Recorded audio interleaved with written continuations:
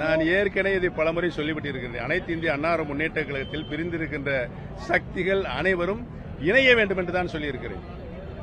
அனைவரும் இணைந்து புரட்சித் தலைவர் எவ்வாறு இந்த இயக்கத்தை வழிநடத்தினாரோ, புரட்சித் தலைவர் மாண்புமிகு அம்மா இந்த இயக்கத்தை எப்படி வழிநடத்தினார்களோ அதே போல் நாம் வழிநடத்த வேண்டும்.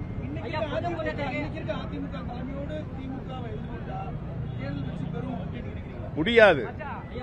அவர் இன்றைக்கு இருக்கின்ற அதிமுக தலைமை என்று நான் சொல்ல மாட்டேன். வழக்கு நீதிமன்றத்தில் இருக்கிறது. எடப்பாடி பழனிசாமி என்றைக்கு கழகத்தினுடைய பொதுச் செயலாளராக சட்ட விதிகளுக்கு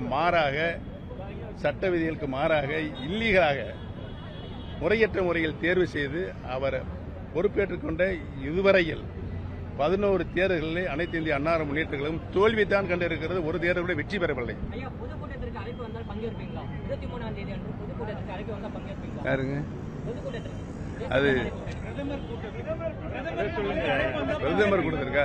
இதுவரை வரவில்லை. நீங்க ஏசியத்துக்குலாம் நான் பதில் சொல்ல முடியுமா? பிரச்சனை இல்லைங்க. தலைவர் அம்மாவும் நீட்டா அந்த கட்சியை நடத்தி போயிட்டு இருந்தாங்க. இவங்களுக்கு பிரச்சனைகளை உருவாக்கி இருக்கிறாங்க. அந்த பிரச்சனையை உருவாக கழக சட்ட விதிக்கு புறம்பானது என்பது நாங்கள் நீதிமன்றத்தில் வழக்காடி கொண்டிருக்கோம். யாரு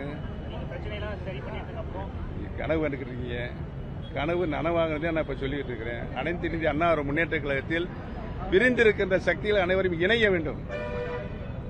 சர்வாதிகார போக்கில் நான் இவரை சேர்க்க முடியாது, அவரை சேர்க்க முடியாது, இவரை சேர்க்க முடியாது சொல்வதற்கு யாருக்கும் அதிகாரம் கிடையாது.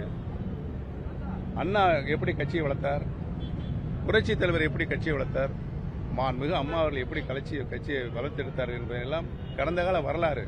அதை பார்த்து படித்து புரிந்து கொள்ள வேண்டும் என்பதுதான் நான் இன்றைக்கும் சொல்லிக் கொண்டிருக்கிறேன்.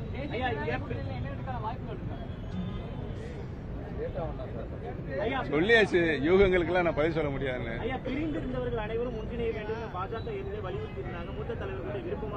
ஆமா, அதே மனப்பான்மையில தான் பாஜக இப்பவும் இருக்குன்னு நினைக்கிறீங்க? அதே மனநிலையில பாஜக தலைமை இப்பவும் இருக்கா? இல்லைங்க. யாரு நல்ல ஐடியா புத்திமதி சொன்னா கேட்கணும். கேட்கறவங்க கேட்கலன்னு நான் என்ன செய்வது?